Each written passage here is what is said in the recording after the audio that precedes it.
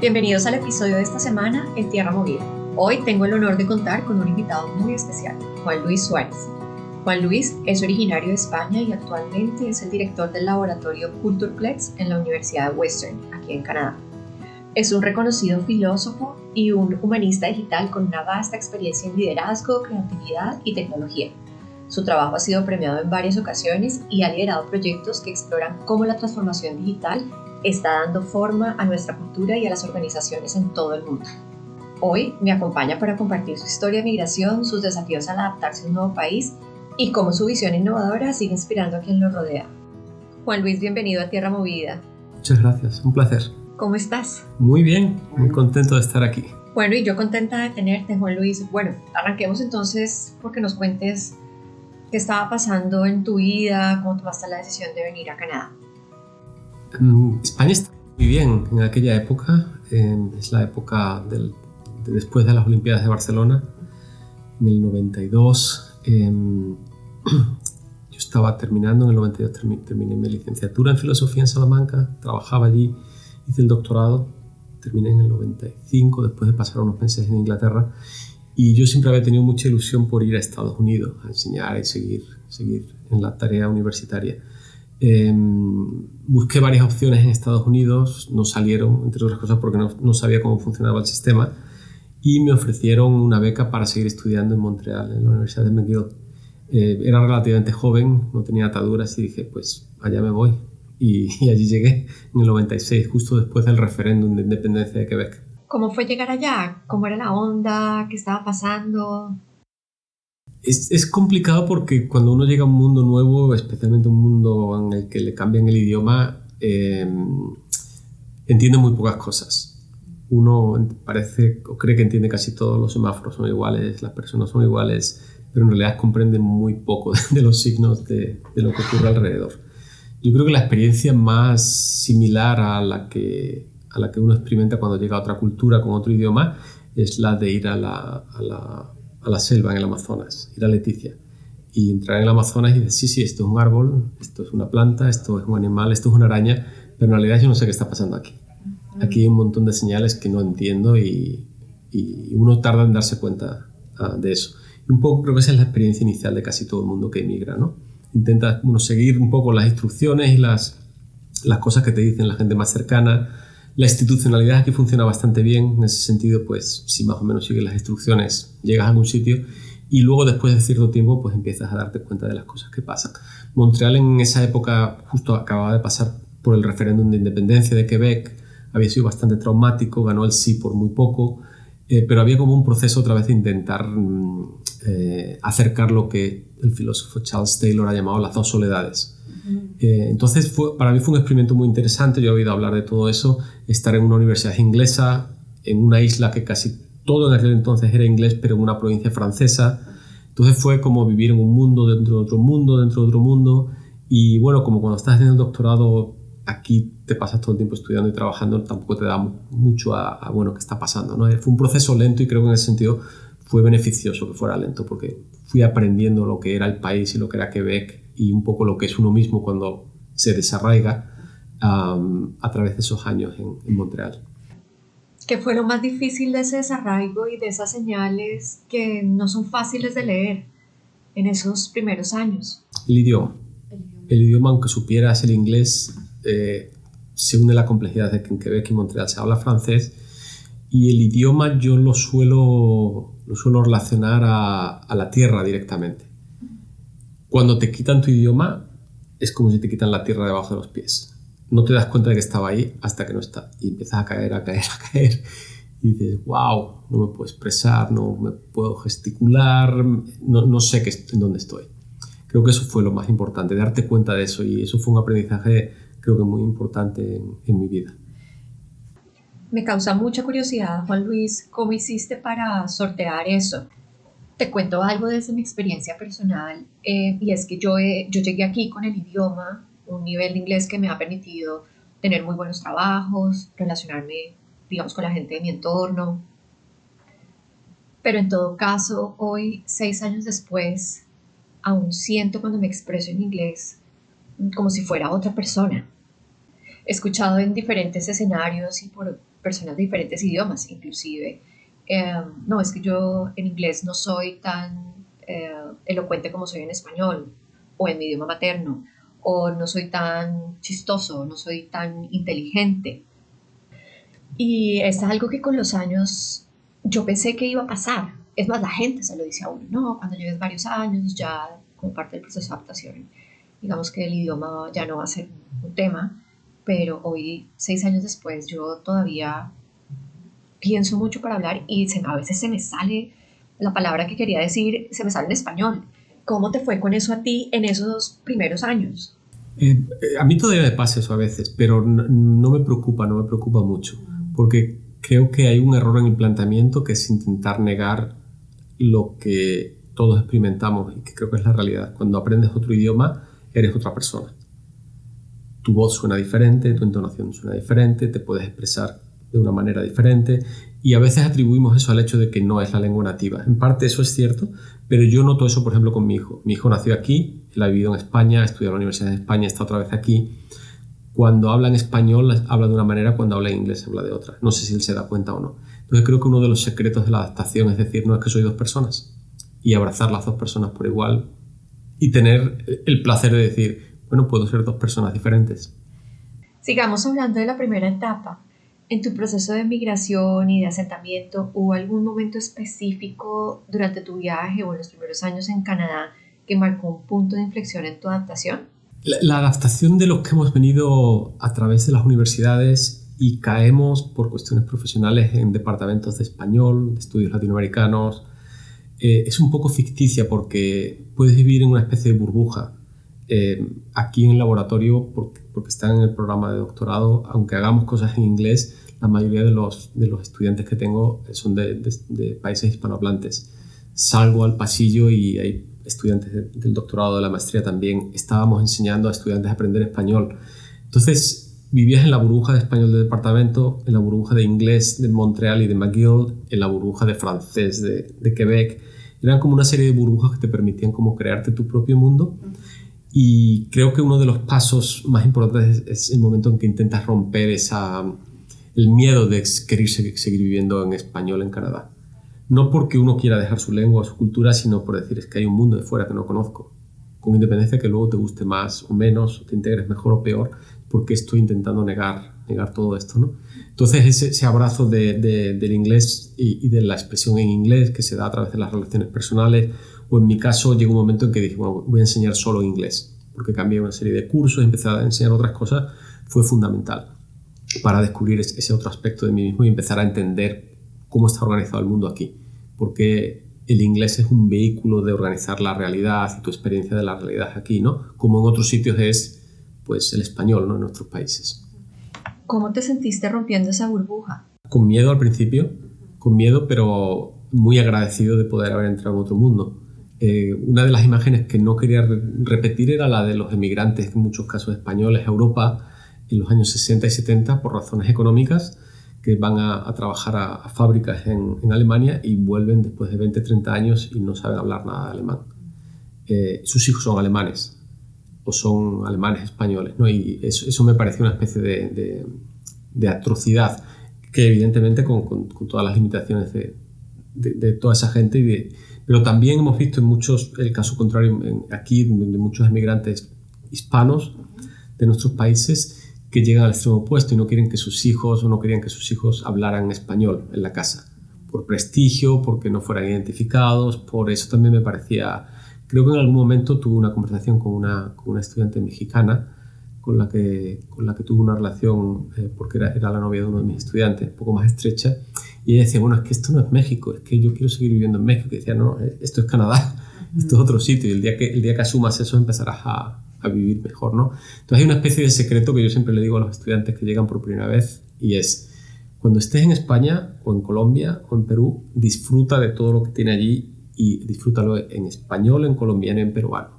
Cuando estés aquí, disfruta de todo lo que hay bueno que es canadiense. No intentes vivir allí cuando estás aquí, ni aquí cuando estás allí. El día que admitas eso, dejarás de ser inmigrante. Tiene todo el sentido. ¿Y qué tanto desarraigó esto en tus estudiantes? Al principio mucho. porque todo es diferente y todo es diferente, la organización de la ciudad es diferente, los abrazos son diferentes, el ir a la tienda es diferente, la temperatura es diferente, todo es diferente. Los últimos 2 meses ya se fue mi sobrino, el hijo de mi hermano vino de España, pasó un par de meses conmigo mejorando el inglés, un laboratorio aquí, y se pasaba todo el tiempo diciendo, es que esto es muy raro, es que esto es diferente, es que la basura es de esta manera, es que se come, es que... Le dije, Álvaro, si querías que todo fuera igual, te hubieras quedado en Madrid. Esto es diferente, exacto, es otro mundo. Y de eso se trata, y cuando uno está en otro mundo, pues se convierte en otra cosa. ¿Cómo influyó esa experiencia en tu manera de ver la migración? Y cuando digo esa experiencia, me refiero a la experiencia de la burbuja. Y yo quisiera saber, en general, cómo viviste tú o cómo influyó la decisión de romper esa burbuja en tu experiencia personal y cómo has visto esto en terceros. Yo creo que una de las cosas que más aprendí fue a ser mucho más comprensivo con los procesos de migración que han vivido otras gentes, que no han salido como yo, entre comillas, porque querían o porque pudieron a seguir estudiando, sino por razones económicas, por razones de violencia, por razones ahora de cambio climático, y que están llegando a nuestros países en muchos casos obligadas, y veo las reacciones incluso en mi familia. Es que vienen muchos inmigrantes, es que está pasando esto, y les tengo que decir a distancia, yo soy inmigrante en otro país, y no lo entienden, no me ven como inmigrante en otro país, me ven como profesor de la universidad. Digo, no, yo soy inmigrante en otro país. Es una experiencia muy curiosa y creo que hay que ser un poco más empatético y un poco más compasivo con esos procesos, porque casi nadie quiere irse de su país, casi nadie quiere irse de su tierra, casi nadie quiere irse de su comida, de sus olores, y casi nadie quiere irse de su lengua. Entonces eso me ayudó bastante a entender mi posición aquí. También quizás con la idea de que uno nunca se convierte completamente en algo del otro lugar, pero eso está bien, eso no es ningún problema. Pero entender los procesos sistémicos, económicos y sociales y religiosos que están ocurriendo por todo el mundo y que determinan un poco estos movimientos migratorios que uno experimenta en primera persona, es muy importante. La otra cuestión fundamental es hasta qué punto uno es hijo de su ecosistema, del ecosistema natural y biológico, de los olores, de la tierra. Creo que eso es difícil de entender hasta que uno dice, ok, si como un queso de esta región de España, el queso, y además tiene que ser así para que sea bueno, tiene que saber como la tierra de ese sitio. Nosotros creemos que somos diferentes, que vivimos en una cápsula formada por nuestra piel y por nuestro cráneo, pero no es así. Nosotros experimentamos igualmente la altitud, la temperatura, la humedad, los olores, los sabores, los sonidos, pero nos negamos a aceptar eso y a un poco implementar aquella idea en términos biológicos que al menos en España, donde fueres, haz lo que vieres. Porque si llevan haciendo eso durante tantos años ahí, será por alguna razón. Y es que la naturaleza y el mundo tienen mucha más fuerza que nosotros. Y uno tiene que aprender, le guste o no, porque están viviendo aquí de esa manera. Entonces, utilizando tus palabras, ¿se puede ser hijo adoptivo de otro ecosistema? Claro. Los indígenas de aquí dicen que en gran parte no van a confiar en los blancos, porque los blancos seguimos viviendo como si no fuéramos en algún momento. Y por eso seguimos destrozando el ecosistema, no tenemos cuidado con nada, nos da igual todo en la naturaleza porque nos vamos a ir. Vinimos a América y nos vamos a ir igual que llegamos. Uno deja de ser inmigrante el día que asuma, no, yo no me voy a ir. Y eso no quiere decir que no te vayas a vivir a otro sitio, sino, no, esta es mi tierra. Esta es mi tierra también. Y aquí soy otro y está bien. Bueno, yo soy de las que le cuesta bastante trabajo decir, esta es mi tierra. Voy en el proceso, pero aún ni siquiera estoy segura de querer en algún momento decir, esta es mi tierra. Podría pensar en que esta puede llegar a ser la tierra de mis hijos, pero me siento bastante arraigada a la raíz latina y más que a la raíz latina, a la raíz colombiana, ¿sabes? Es que Colombia es muy fuerte en eso. Sí, es muy cierto. Y hablando precisamente de raíces, ¿cómo crees que ha influido tu herencia española en tu trabajo aquí en Canadá? Bueno, yo empecé trabajando y todavía trabajo bastante en procesos relacionados con la cultura en el mundo hispánico, primero el Renacimiento y las expansiones exploratorias durante el Renacimiento, luego en el Barroco, que es un fenómeno fundamentalmente panhispánico a través del Atlántico, y eso me abrió puertas a través de un proyecto muy grande de investigación que dirigí a partir del 2006, creo que fue, a conocer muchos lugares de Latinoamérica, a conocer mucho mejor también España. Había un presidente español, del gobierno español, que decía en su momento, hasta que un español no va a Latinoamérica no sabe lo que es ser español. Y uno dice, sí, eso es lo que dice la gente, pero eso no tiene sentido. Pero es cierto, yo la primera vez que llegué a México y la primera vez que llegué a Bolivia entendí lo que es ser español de otra manera, que es lo que algunos de los intelectuales españoles que tuvieron que emigrar a Latinoamérica durante la Guerra Civil dijeron, es lo que llamaron ser transterrado, que es otra manera de ser. La tierra se ha movido a otro sitio y tú te has movido con ella, ¿no? Y tuve la oportunidad de conocer muy bien, bastante bien, como uno puede conocer, México, Perú, Bolivia, algunos otros países, y en uno de los últimos viajes que hice en ese proyecto llegué a Colombia porque hubo una reunión de investigación allí, a la que casi no fui, como siempre las casualidades. Y como siempre ocurre, luego aprendí en Colombia, llegué por allí y me dijeron, ¿por qué no das una charla aquí? Y luego, ¿por qué no das otra charla aquí? Y luego, ¿por qué no otra charla aquí? Y luego aprendí eso de que sí, le vamos a sacar el jugo. Le vamos a sacar el jugo. Y ha sido una de las experiencias más bonitas que tengo porque si España y Canadá son mis países, Colombia también de alguna manera es mi país. He ido muchísimas veces, conozco Bogotá bastante bien, he tenido la suerte de trabajar con instituciones que son muy fuertes, muy importantes, que quizás los colombianos no valoran lo suficiente por esa idea que tienen los colombianos a veces de que todo lo que ocurre aquí está mal. Pero las instituciones con las que más he trabajado ha sido el Banco de la República y la red cultural de la Luis Ángel Arango, de los museos, de los centros culturales en todo el país, que es una de las redes culturales más importantes del mundo y trabaja con una profesionalidad y eficacia hace ya tantos años que los colombianos no se dan cuenta, ¿no?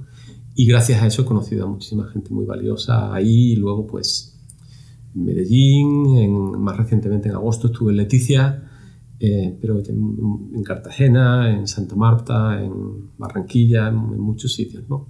Siempre le digo a los colombianos, cuando estuve en 2016 enseñando la Javeriana y trabajando ahí durante unos meses, vino mi hijo a verme, que entonces estaba en la escuela secundaria, y tuvimos la oportunidad, porque estaba a punto de cuajar casi todo el proceso de paz, se podía viajar, de subir a la Sierra Nevada andando. Y eso fue una experiencia muy, muy bonita, ¿no? Que, como decía, entonces casi no hemos podido viajar los colombianos por los procesos de violencia que había, pero fue una experiencia ir casi desde el nivel del mar hasta la sierra, pasar por todos esos sitios fue realmente impactante. Cuando uno viaja por varios países del mundo, ya sea por procesos de investigación, por placer, por temas académicos o laborales, uno recoge un poco de cada lugar y se lo va trayendo en su equipaje de vida, y evidentemente un gran espacio de ese equipaje lo ocupa la tierra propia, en este caso pues España para ti. ¿Qué tanto de España ves en tu día a día, en tu equipaje? Veo bastante porque por una parte algunos de los estudiantes de doctorado son de España, entonces el idioma siempre está ahí. Mis hijos, aunque nacieron aquí, son muy españoles, aunque ya están crecidos, están a sus cosas. La comida sigue siendo fundamental en cualquier cultura, pero además nosotros, además de comer, somos de cocinar, entonces mi hijo es chef, entonces eso está muy, muy presente con todas las diferencias. Esa es otra de las grandes diferencias, todos los productos de España que no puedo tener aquí, que antes era una fuente de frustración, pero ahora es, ¿no? Cuando vaya a España los disfrutaré y ya está. Y tengo la ventaja de que sigo escribiendo bastante en español, aunque también escribo y leo en inglés, sigo estando en contacto con ese idioma, quizás ya un poco más deteriorado, que tengo que refrescar cada vez que voy a España, pero eso sí me mantiene muy, muy en contacto conmigo mismo, ¿no? Y la otra cosa que ha sido muy interesante ha sido redescubrir mi propio país a través de los años de estar aquí, de todos estos filtros que uno va creando y descubriéndolo en sentido positivo. España tiene muchos problemas como muchos países, pero se vive muy bien en España, la gente es queridísima, el día a día es, yo creo que de los sitios donde más calidad de vida hay del mundo, y eso se valora muchísimo porque en España se trabaja mucho, pero además se disfruta cada día, porque no es como aquí que estamos todo el tiempo trabajando y no, aquí terminas a mediodía y te vas a tomar un café con alguien, o sales a tomar un café a media mañana en el trabajo, o vas por la calle y te encuentras amigos. Bueno, al final del día uno va a tomarse un vino muchos días y eso es parte normal de la actividad y enriquece mucho la vida social, como también ocurre en casi toda Hispanoamérica. Movámonos ahora hacia el tema del humanismo digital, que es uno de tus fuertes. A mí me da mucha curiosidad, Juan Luis, saber cómo ha influido vivir en Canadá tu perspectiva sobre el papel de la tecnología digital en la conformación de los ecosistemas culturales y la confianza que hay o que no hay entre los migrantes en los sistemas de este país, de Canadá. La principal puertas de oportunidades me la ha dado en la investigación, con muchísimos medios que hay disponibles aquí y a los que tuve la oportunidad de acceder, ¿no? Y eso me ha dado pues, el laboratorio, me ha dado un programa de investigación que ya lleva casi 20 años en marcha. Y por una parte, yo entré al tema de los sistemas culturales a través del barroco, de que estaba ocurriendo no con autores específicos o creadores o con obras específicas, sino que ocurre cuando miras toda un área de creación cultural durante 2 siglos. ¿Cómo piensas eso? Y eso me obligó a incorporar en mi trabajo, que hasta ese momento era muy de letras, muy de filosofía y de literatura, herramientas de computación, herramientas de matemáticas, herramientas de bases de datos, y ahí me empecé a familiarizar con lo que estaba pasando. No ya solo como usuario final de un teléfono, que también estaba empezando a principios de los 2000, o de una computadora, sino como herramienta para hacer otras cosas. Y creo que ahí empecé a tener una idea de la dimensión de lo que estaba empezando a ocurrir, ¿no?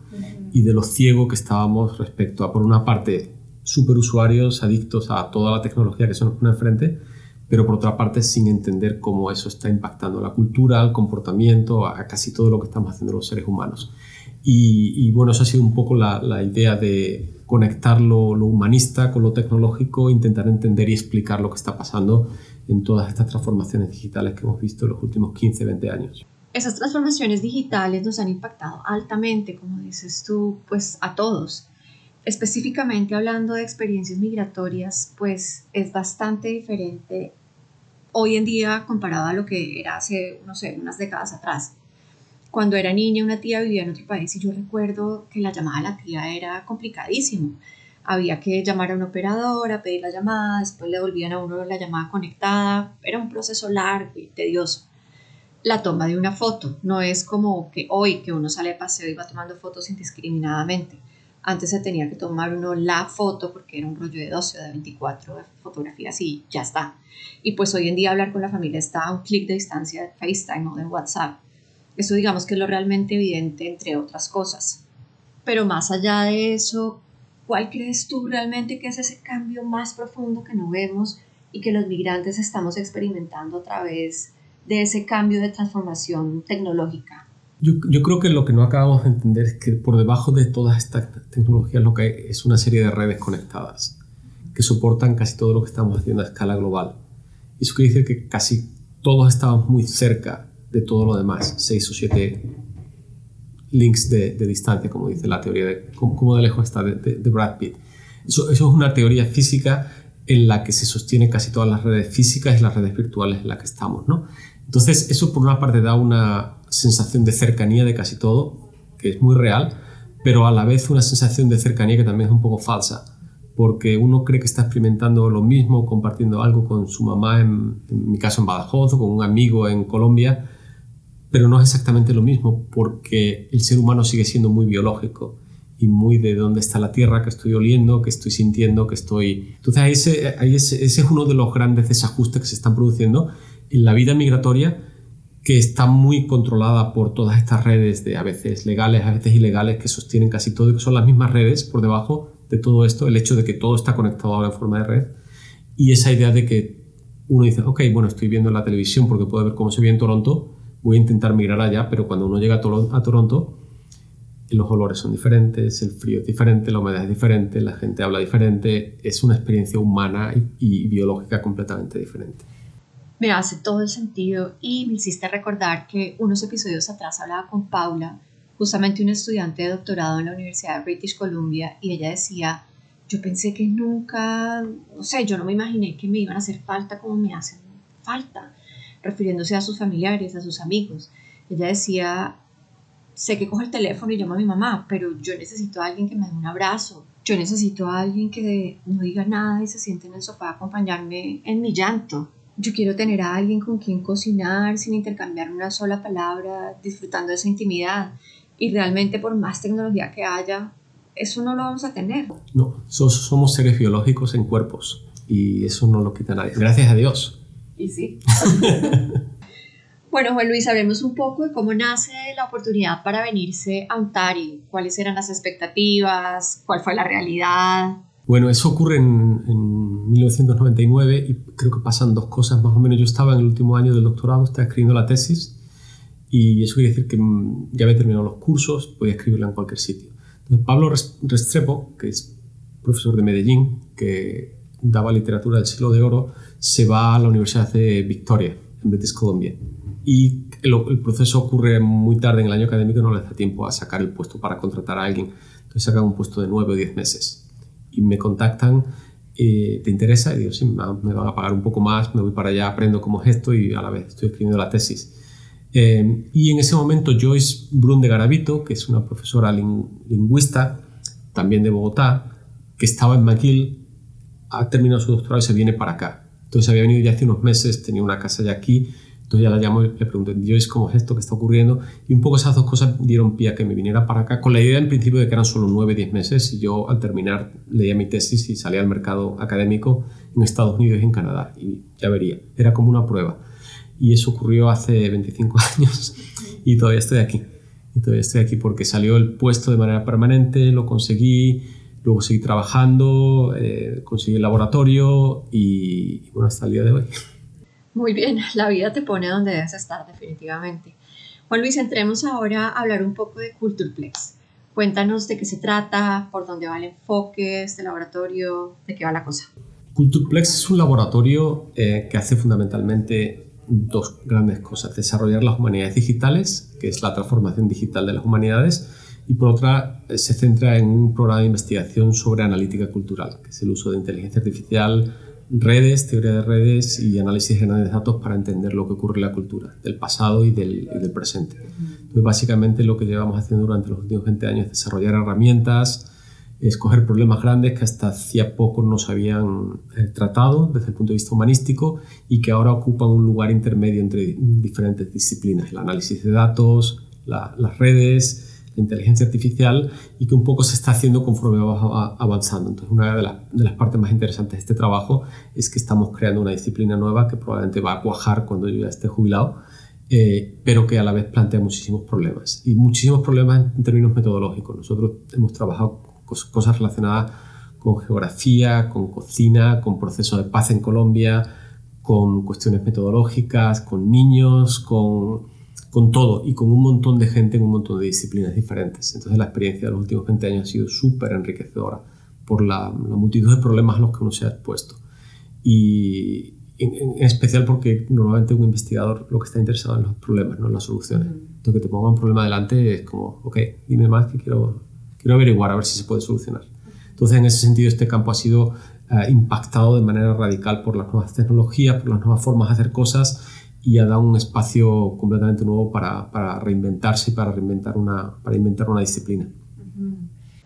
Hagamos un juego en el tiempo. Si tú pudieras hablarle a Juan Luis de 1996, que llegó a Montreal a realizar un doctorado, después de la experiencia que has tenido en estos años, ¿qué le dirías? Le diría lo mismo que le digo a mis estudiantes cuando llegan el primer año al segundo. No sabes que no sabes nada todavía y no sabes lo afortunado que eres porque tienes toda la vida por delante. Un montón de oportunidades. Y ahora te voy a hacer otra pregunta en ese mismo juego de tiempo.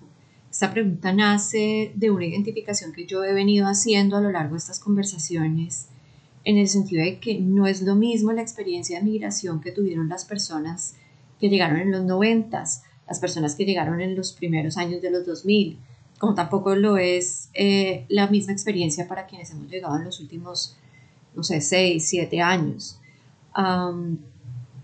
Obviamente no nos tocó la misma Canadá, nos tocó una Canadá con unos retos diferentes.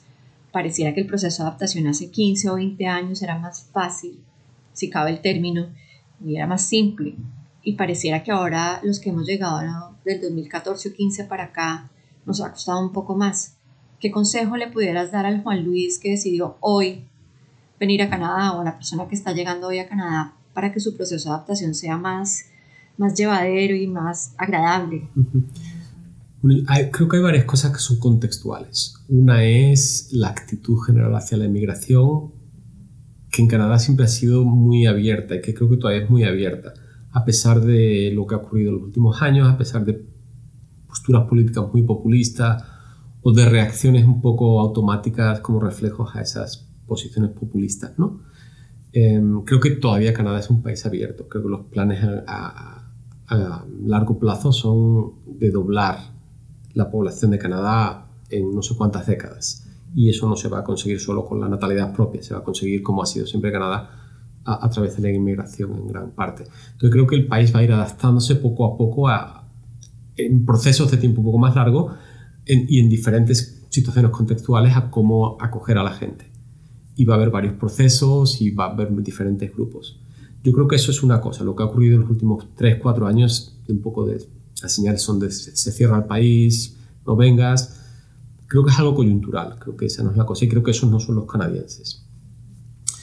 Por otra parte, cuando uno va a otro país, tiene que tener en cuenta que uno no va a ser lo que era antes. Y eso es muy difícil explicarlo. Eso hasta que lo experimentas no te das cuenta y uno quiere seguir siendo colombiano o español en Canadá. Y como yo te decía antes, bueno, para ser español quédate en España, porque uno se convierte en otra cosa. Eso no quiere decir que tengas que renunciar a tus raíces. No es una cuestión de blanco y negro.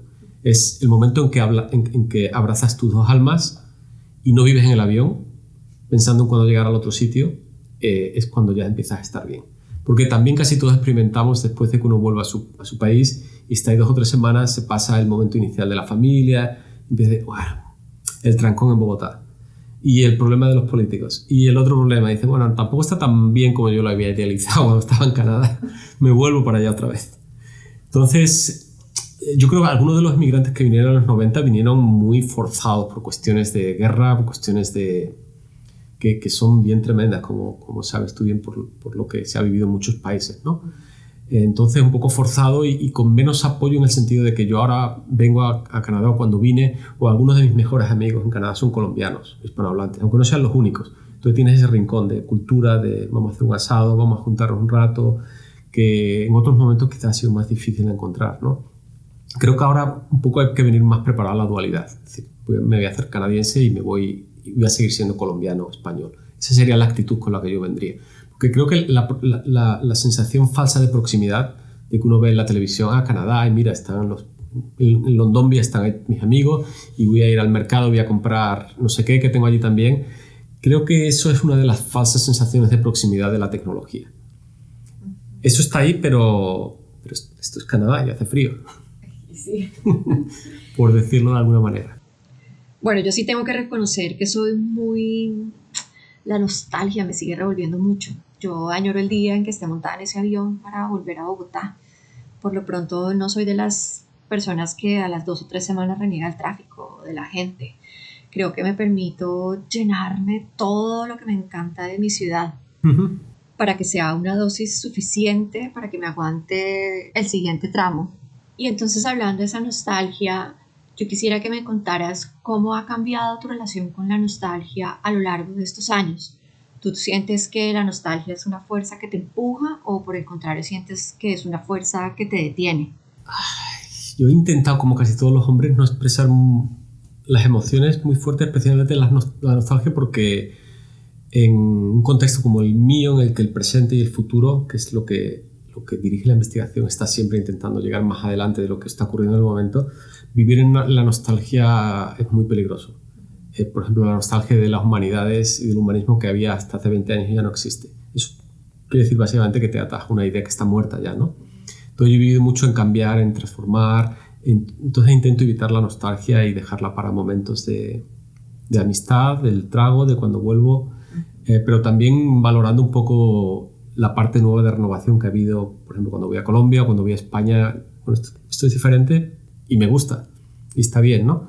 Intento no vivir mucho en esa nostalgia. Es esto cuando escucho fados portugueses que son para vivir en la nostalgia, y algunos momentos en el invierno digo, no, lo que hay aquí es esto y esto es muy bueno en muchos casos. ¿Te pega duro el invierno? No me pega muy duro el invierno, me pega duro la falta de luz, siendo del sur de España, eso sí, pero eso ya me pegó cuando fui a estudiar a Salamanca, okay, que está a 200 kilómetros, pero son 200 kilómetros en los cuales subes a una meseta y el clima es diferente. Claro, hasta que dejas tu clima fue la primera vez que experimenté, wow, cómo dependemos de la tierra en la que venimos. Badajoz es caluroso casi todo el año, es muy caluroso en verano, pero es calor seco, hay muchísima luz, tengo el río ahí, es otra cosa. Entonces eso ya en Salamanca, que es una ciudad más renacentista, medieval, piedras, fría en invierno, fría la gente comparada con la del sur, ya dije, ¿qué está pasando aquí? Si yo soy el mismo, pero claro, uno no es el mismo. Yo soy de las personas que si la película me gusta mucho, me la repito, no importa cuántas veces. Me he releído libros también o fragmentos de libros. Yo creo que vale la pena. Puede que tenga mucho que ver con eso de la nostalgia, ¿sabes? Pero yo sí creo que vale la pena volver a esos grandes momentos. ¿Qué capítulo de tu experiencia migratoria te gustaría repetir, Juan Luis, y por qué? Siempre el de los primeros viajes a otros países, desde aquí. Porque a mí me ha servido mucho seguir triangulando. O sea, yo vivo al lado de Portugal, nací al lado de Portugal, no vivo al lado de Portugal, a 10 minutos. Y Portugal siempre estuvo ahí como una cosa que nunca pensé que fuera tan cercana y tan lejana a la vez. Luego pasé un año en Inglaterra, que eso sí fue un choque cultural que no te puedes ni imaginar, que ni incluso el de Canadá fue tan grande. Luego pasé a Montreal, que es una mezcla cultural de inglés y francés, ¿no? Y luego vine aquí a London, que es, como tú ya sabes, otro mundo diferente. Pero cuando fui experimentando esas cosas y estaba ya aquí, fui a México y fui a Bolivia y fui a Perú y de repente esto también es como lo mío, esto es como España, y cómo puede ser que sea lo mío si vengo de Canadá. Y luego fui a Colombia, en Colombia sí he estado mucho y llevo yendo casi todos los años, los últimos casi ya 10 años, sí, 10 años por lo menos. Entonces esas experiencias de lo mío en otros sitios han sido fascinantes, porque no han venido completamente determinadas por la experiencia española, sino por la experiencia española ya emigrada aquí. Entonces yo voy a Colombia, no es España, pero me siento como en casa. Y digo, wow, el momento que yo hablo con la primera señora o el señor del aeropuerto es un placer, es un auténtico placer. Es una tristeza no permitirse sentir eso uno en su país sin tener que salir.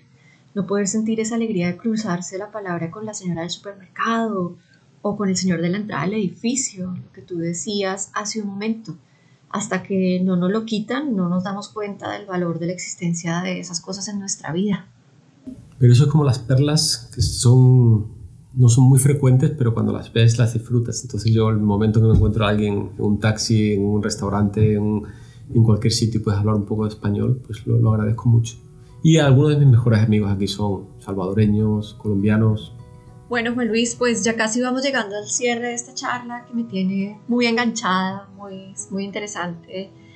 Y vámonos al segmento de cierre, en donde yo te voy a hacer 5 preguntas y quisiera que me dieras la respuesta rápida, la primera respuesta que llegue a tu cabeza.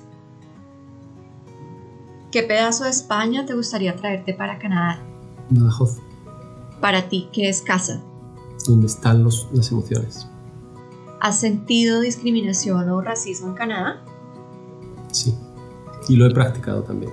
¿Con el paso del tiempo te acostumbraste al frío? Sí.